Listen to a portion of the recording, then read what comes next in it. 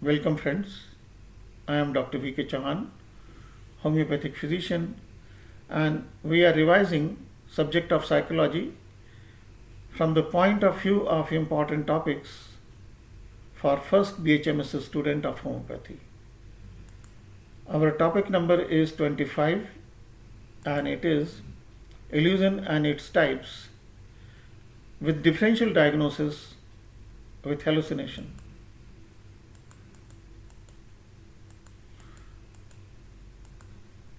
So let us recall about illusion. How can we define illusion? Illusion can be defined as a sensory perception that causes false or distorted impression or a misrepresentation of real sensory stimulus. There are many types of illusion and we can group them as under three important ones. Number one is optical illusion, auditory illusion, and tactile illusion. Optical illusion or visual illusion is a kind of illusion in which the images perceived through the senses of sight tend to be misleading or deceptive, causing errors of perception.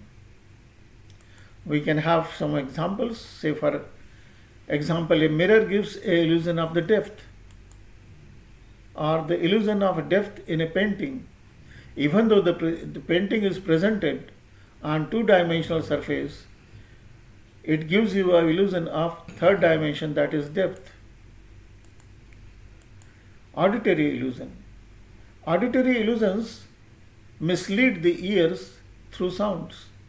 These sounds are usually those that are not really present in the physical stimulus, but they are heard by the ears and perceived as a sound related to the stimulus in the environment.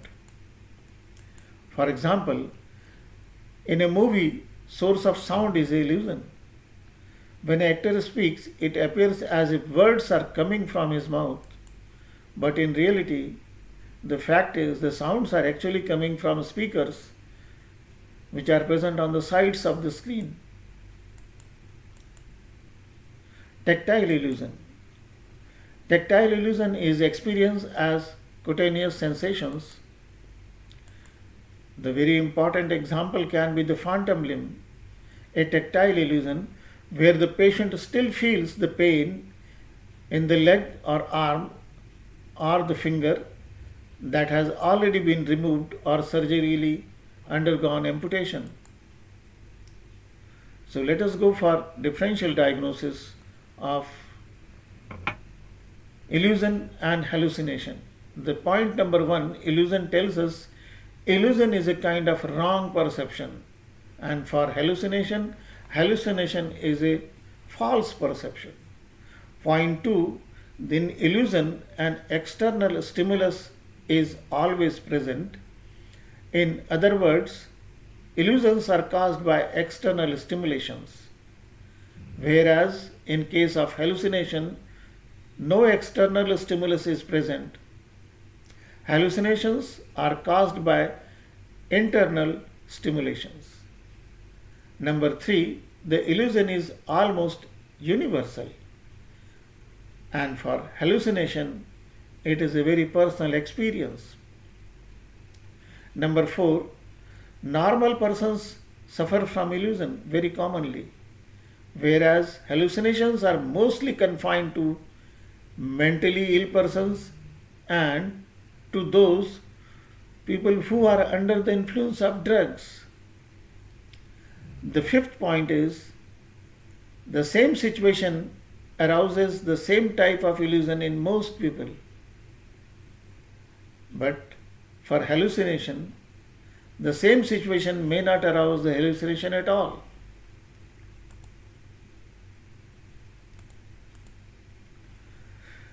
We have the bibliography for this workup as under, and thank you very much for patient listening.